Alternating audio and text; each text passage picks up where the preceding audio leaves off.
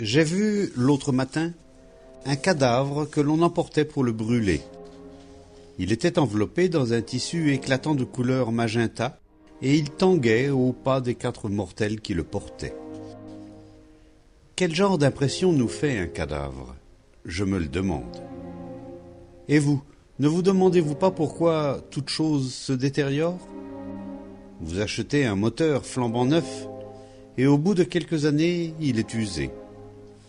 Le corps s'use, lui aussi. Mais en cherchant un peu plus loin, ne vous demandez-vous pas pourquoi l'esprit se détériore? Tôt ou tard, le corps meurt. Mais chez la plupart d'entre nous, l'esprit est déjà mort. La détérioration a déjà eu lieu. Mais pourquoi donc l'esprit se détériore-t-il? Le corps se détériore parce que nous nous en servons continuellement et que l'organisme physique s'use.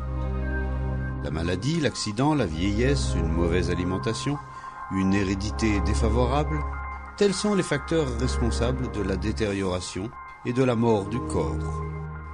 Mais pourquoi l'esprit devrait-il se détériorer, vieillir, devenir pesant et terne?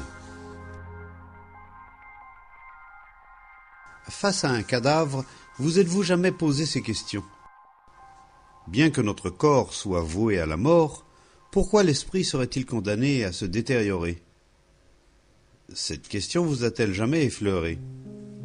Car l'esprit se détériore effectivement.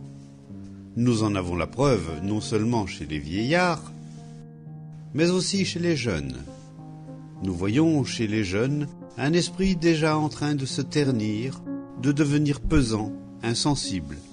Et si nous parvenons à savoir pourquoi l'esprit se détériore, nous découvrirons peut-être quelque chose de réellement indestructible.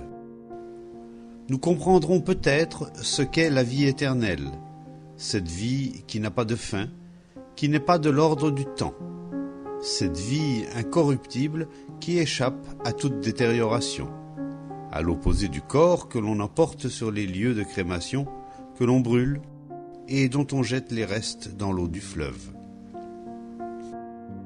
Pourquoi l'esprit se détériore-t-il? Y avez-vous jamais réfléchi? Étant encore très jeune et à condition de ne pas être déjà abêti par la société, par vos parents, par les circonstances, vous avez l'esprit frais, ardent, curieux. Vous voulez savoir pourquoi les étoiles existent, pourquoi les oiseaux meurent, pourquoi les feuilles tombent, comment volent les avions. Vous voulez connaître tant de choses.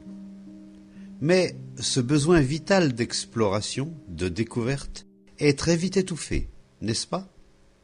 Étouffé par la peur, par le poids des traditions, par notre propre incapacité à affronter cette chose fabuleuse qu'on appelle la vie. Vous avez sans doute remarqué qu'une parole acerbe, un geste méprisant, la peur d'un examen ou la menace d'un parent ont tôt fait de réduire à néant votre enthousiasme. Ce qui signifie que la sensibilité est déjà peu à peu mise à l'écart et l'esprit déjà abêti.